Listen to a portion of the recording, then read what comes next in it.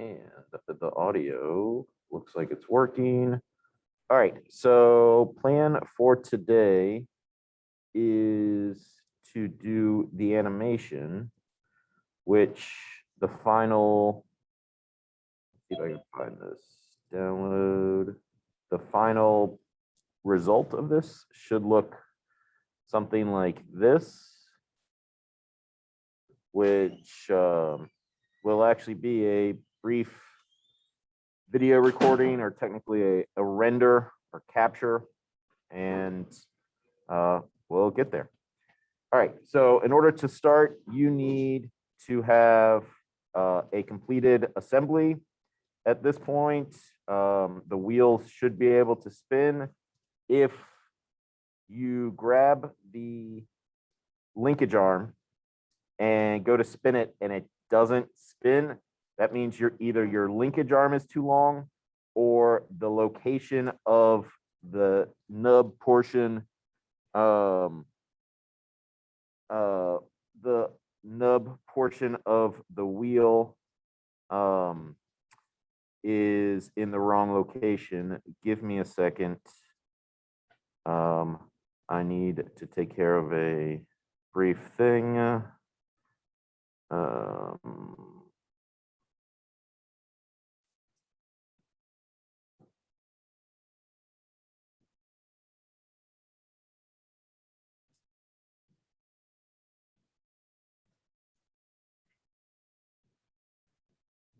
Okay, so yeah, you need to make sure that it drags and everything works that way. And let me make sure, I want to start, make sure I have everything from where you would have it. So I'm undoing a couple of things. And there should be another wheel somewhere. Yeah. All right, so first thing we need to do is bring in a piece of straight track, which you should already have modeled at this point, meaning made. So just like before, we'll just go to a regular place, and good, I'm already in the right place, straight track, and we're just going to bring in one at this point. So click, right click, okay. So far, the constraints that we've done the most have been insert constraints, or technically mate constraints, but mating a center axis, or mate an axis of a peg to the center axis of the hole. That is not the most common way to constrain things. The most common way is with three either mates or flushes. And you can see from the little picture, mate is you choose two faces and they mate together. And flush is two faces and they line up like that.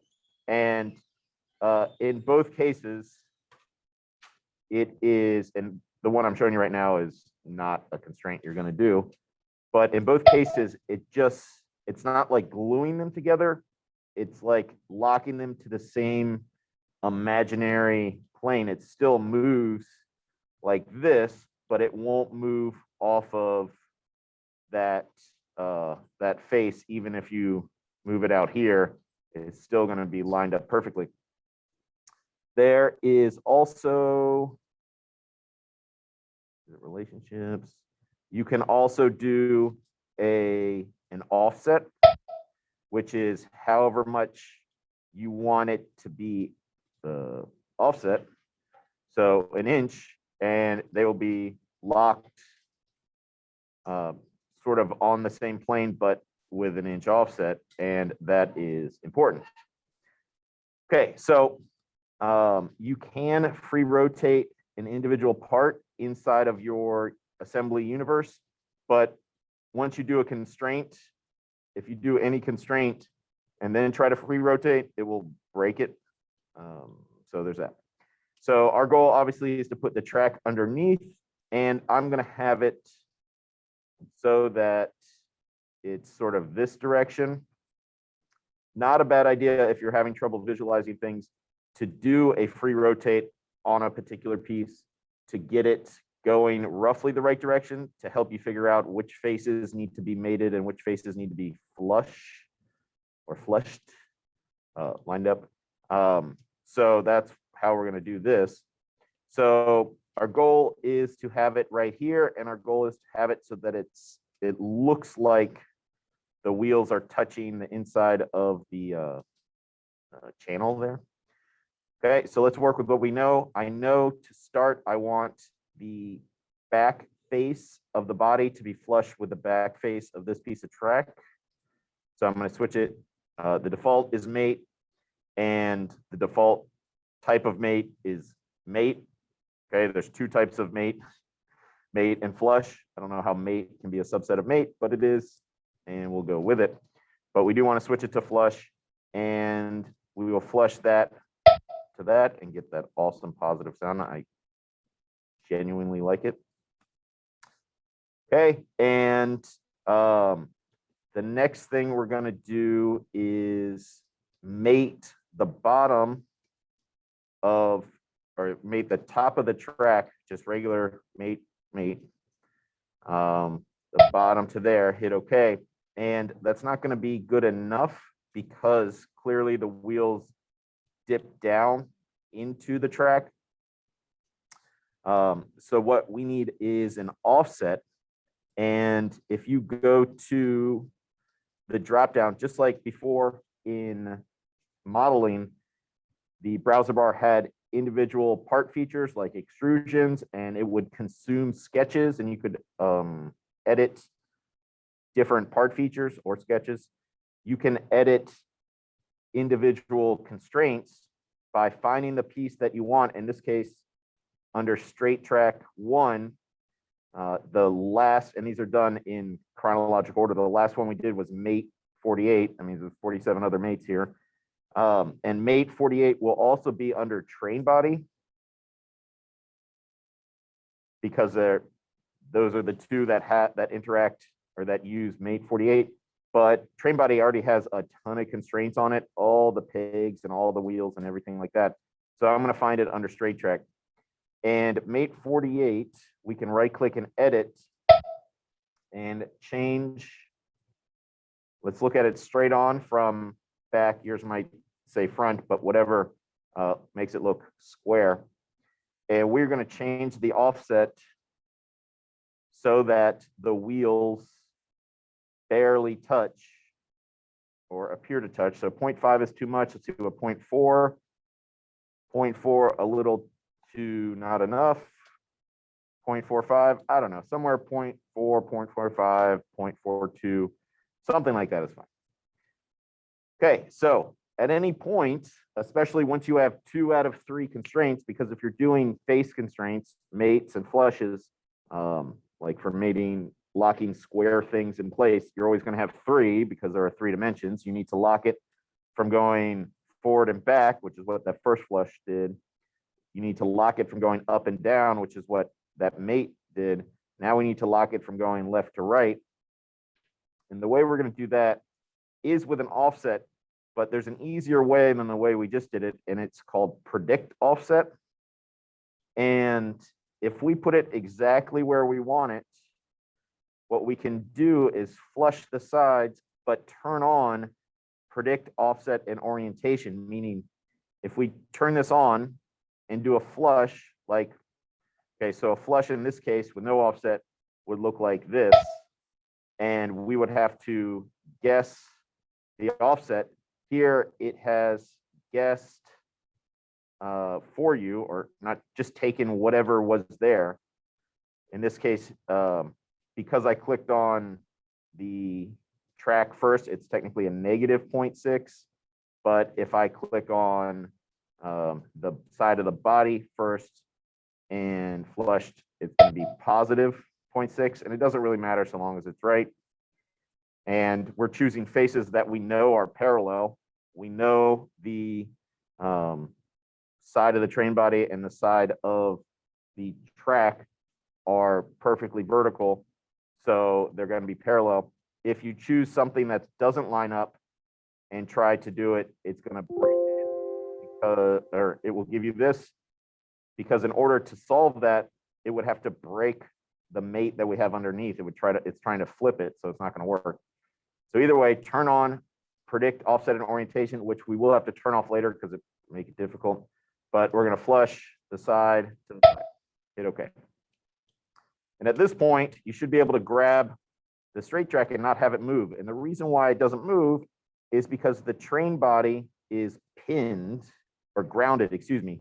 It's called grounded, but it has a little push pin in it. And that means it's locked in space. And because the train track or the straight track is fully constrained to the body, it's not going to move either. In a second, we are going to ground. Well, actually, let's go ahead and right click on straight track and turn on grounded. So give it the push pin and turn off grounded on train body, right click, uncheck grounded. And now oh wait, we still have that flush on the back. This one, we'll leave it on there for a second until we get some more stuff going on. But either way, that we do need to unground the train body and ground the track. Let's bring in a few more pieces of track.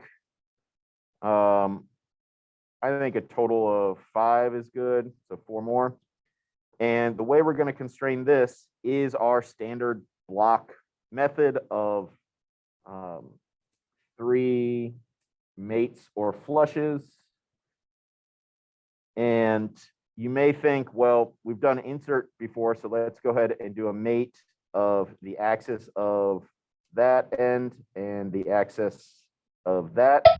And well, see, we got to turn that off. It'll make an issue.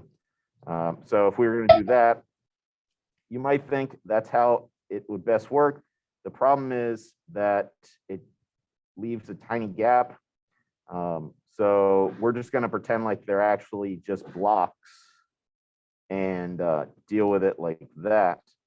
So just like I said, we need 3 constraints. This is called straight track 2. Make sure I undo all the ones. Yeah.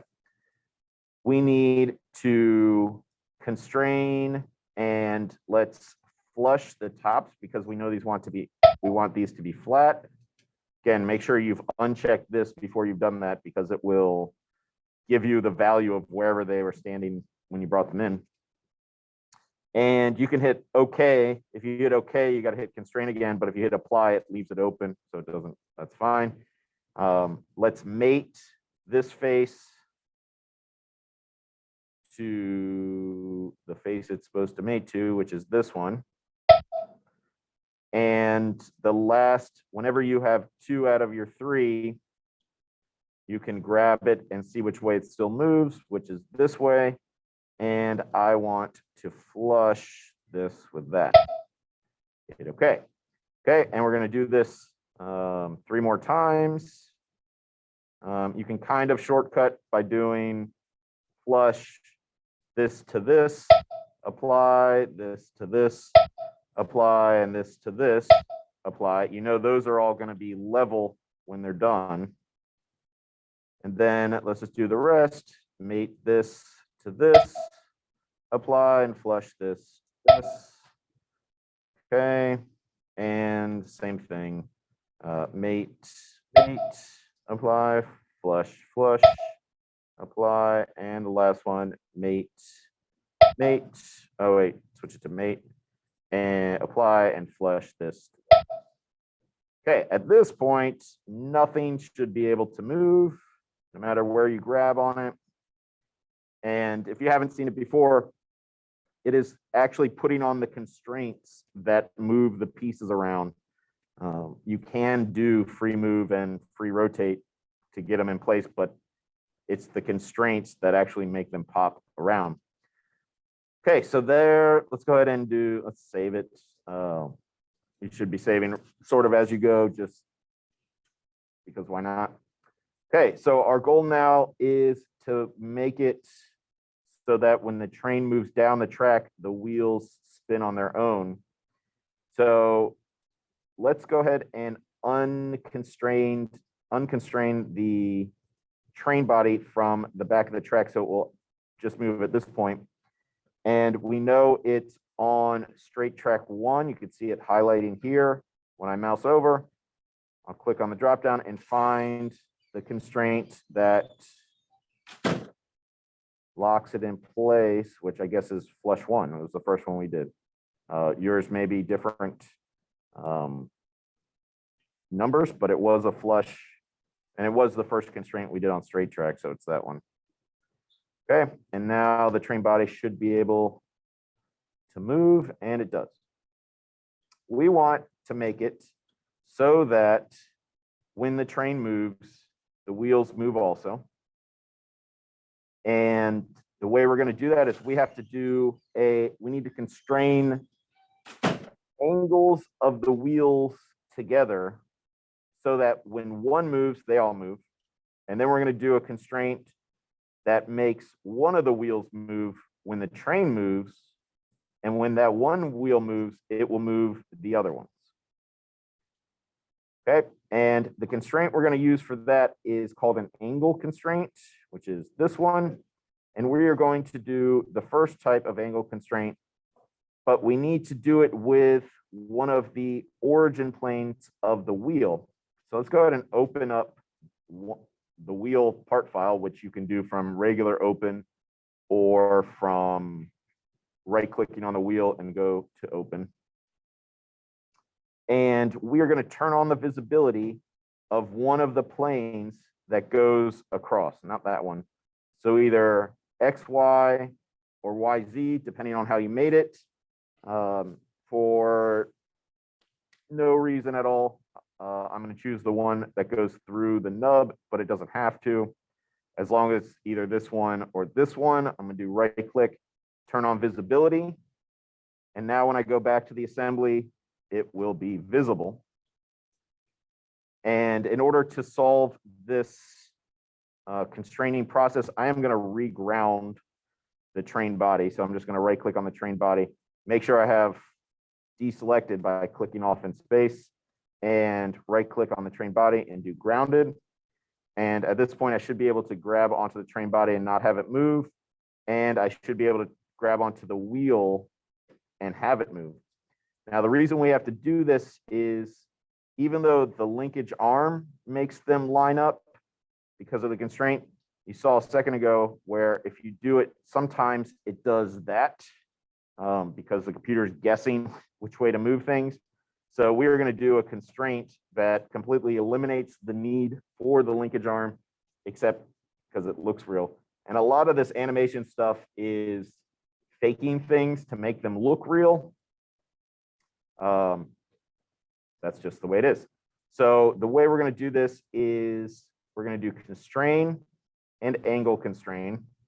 And the first type, because we only want 2 choices, there's not a third angle to lock things into. So we want 2 choices, this one. And then first click is going to be on this work plane. That is, or not, it's actually an origin plane of the wheel. And we're going to constrain it to the origin, same origin plane of this wheel. And it should say 0 degrees. Make sure you have predict offset off, hit OK. And now they are locked together. Even if we got rid of the linkage arm, they still would spin. It will never do that sort of weird twist thing again. Okay, we're gonna do the same thing on the other side. Make sure it doesn't happen there. Angle constraint, first type. And you got to find a good spot to get just that plane and that plane. And it'll do the same thing there. And the way we get them to constrain across is by doing the same thing between the 2 back wheels. So constrain, angle constraint, first type, and this one, hit OK.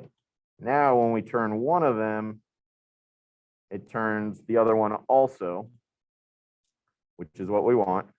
And you can see here, depending on which face you click on, they are either going to be lined up so that they're both sort of in the front at the same time. It's hard to see. I guess I could turn off the visibility on train body. Oh, isn't there visibility? Oh yeah, we turn off the visibility. Nope, that's not what I want. Turn off the visibility on train body.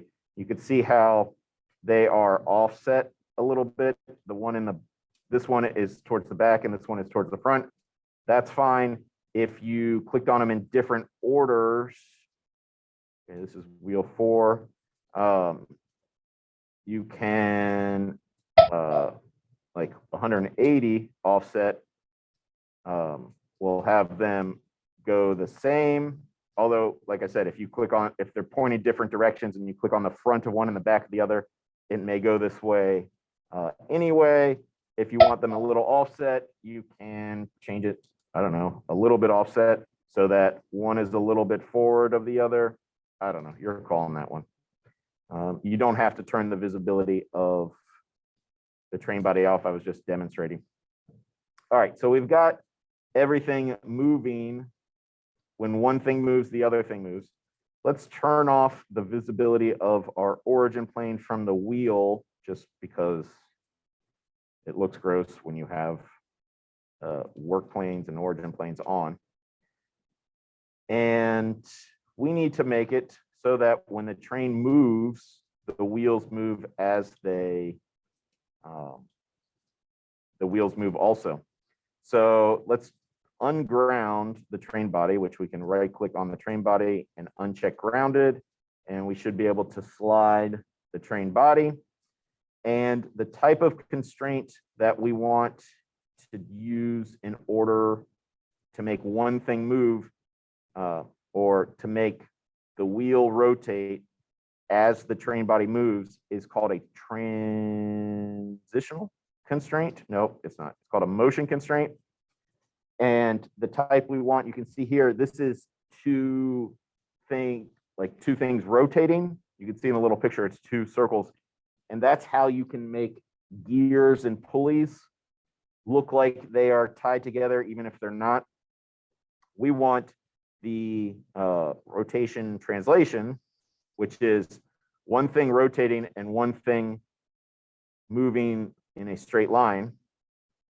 And we have 2 selections. The first thing we have to choose is what we want to rotate. And let's choose the front wheel. And you can see that here in the middle, when I,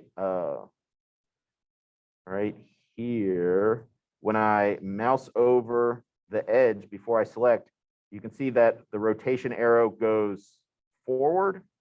And if you click somewhere where it goes backwards, that's fine, except your distance thing will be a negative.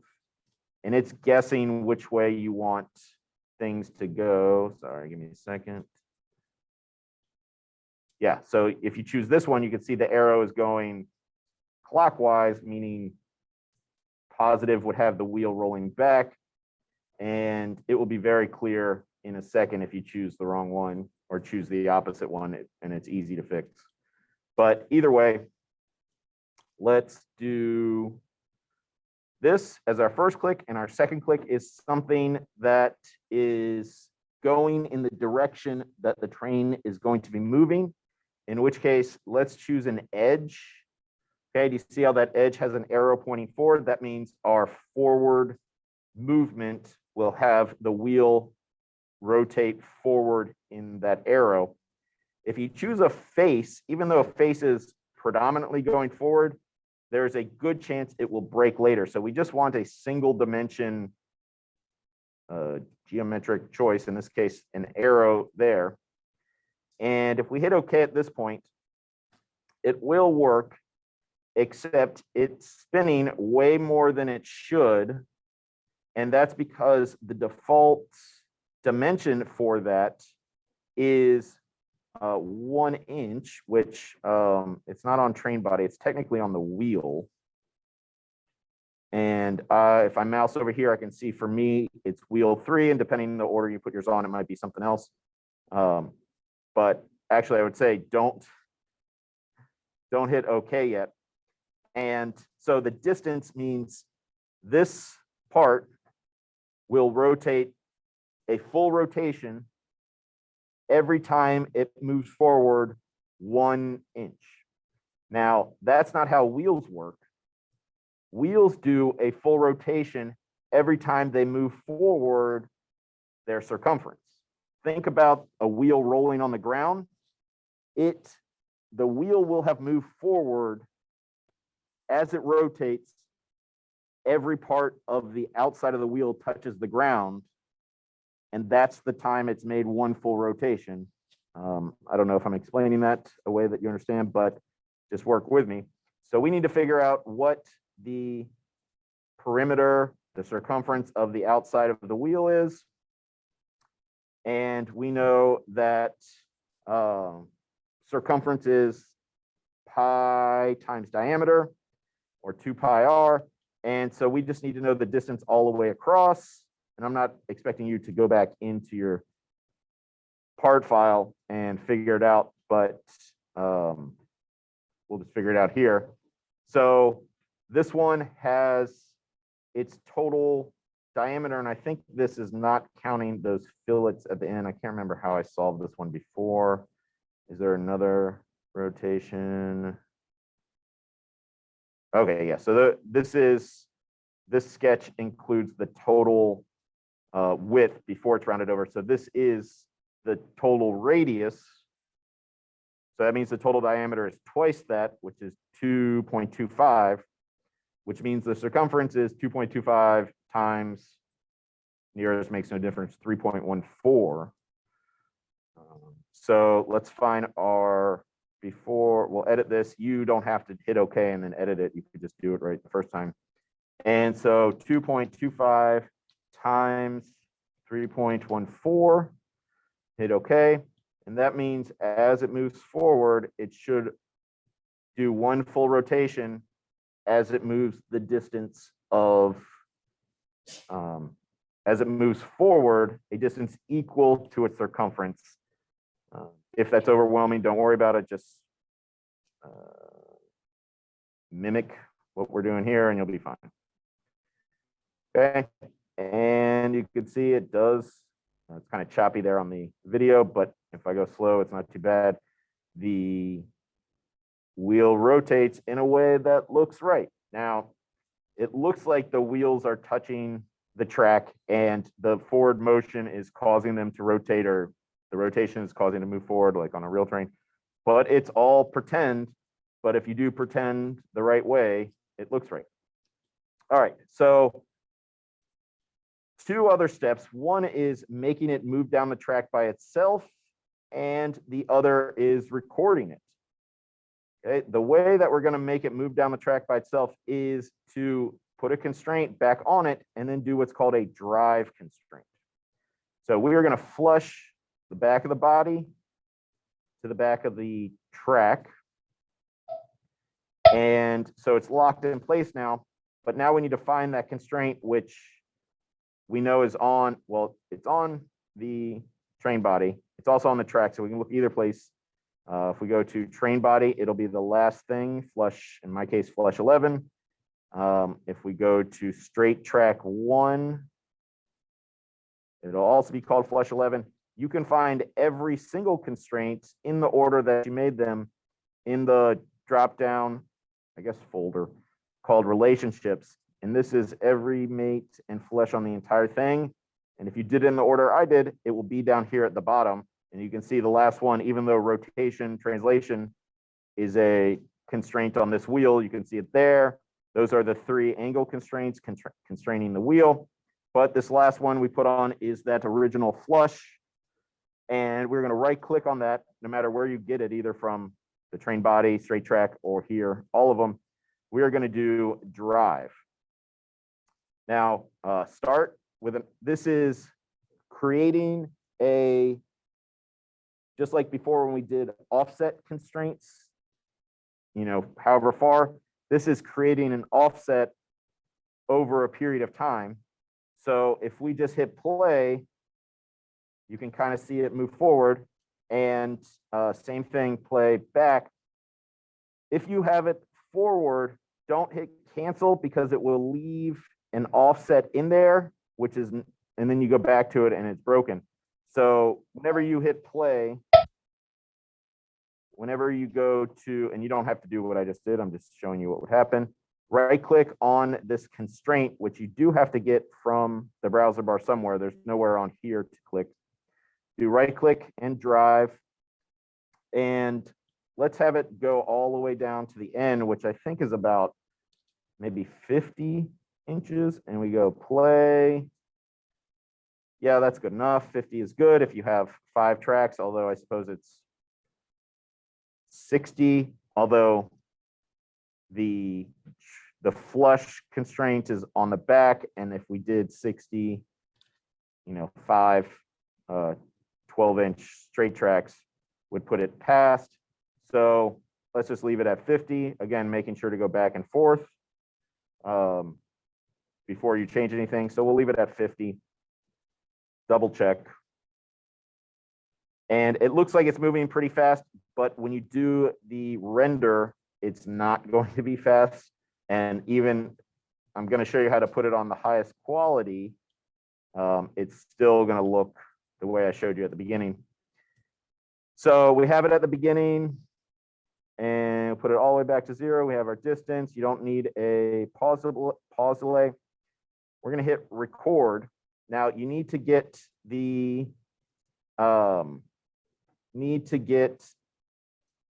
view the way you want it to record. The recording will be whatever view you want. This is fine. Okay. The home, depending on which way, I think that looks fine. If you want, you can make it a little more dramatic. Like I think this is kind of dramatic.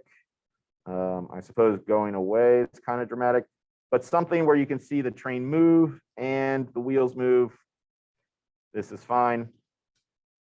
Also, make sure you do all your color changes first, because once you record it, it's just going to record the way it looks. And so let's go ahead and do our drive constraint. And I just checked it, make sure it works. And we're going to hit record and call it something like your name, train animation.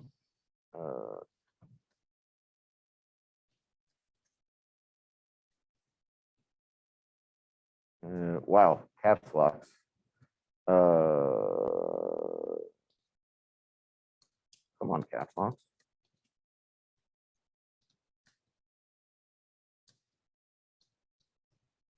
Okay, and hit save. And now let's do some settings. Set this to custom. 1500 is max. And custom, I think this is max 12:740. You do want to max things out. It's still going to look not awesome, but it'll look better than the other ones. Custom like that. Okay, so you're going to hit OK. And then you're going to hit play. And it should do the whole thing. It'll pop back up and hit, I guess hit OK. I don't think you need to hit back. But either way, when you're done, you can go into your Finder window and find it. It's going to be wherever you saved it, probably downloads, and double check it. And it should look something like that, or whatever angle you want to do it from. Let me see real quick. If I edit this, and no, that's not what I want. If I drive this and put it back at 0, let me try it again and see. Okay, so you can hit record. I'm going to overwrite this, but pay attention to where you save it. Documents, download something. These settings are good. And I'm going to hit play. I'm checking to see if I hit reverse during it. Oh yeah, you saw I moused over the constraint, and I think that's actually going to make it not awesome. See what happens if I do that.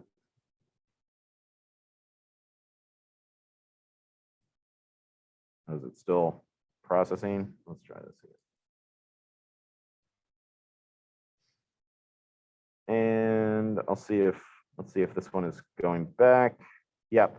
Okay, so I moused over one of the constraints as I was recording. Try to avoid that. That's why it lit up the constraint as I brought it back. You don't need to make it roll back.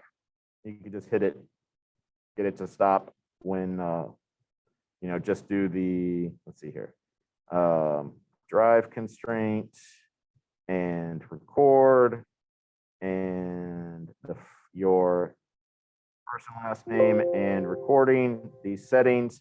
And once you do that, hit play and don't mouse over the browser bar. Then hit OK, and that should do it. Okay, good luck.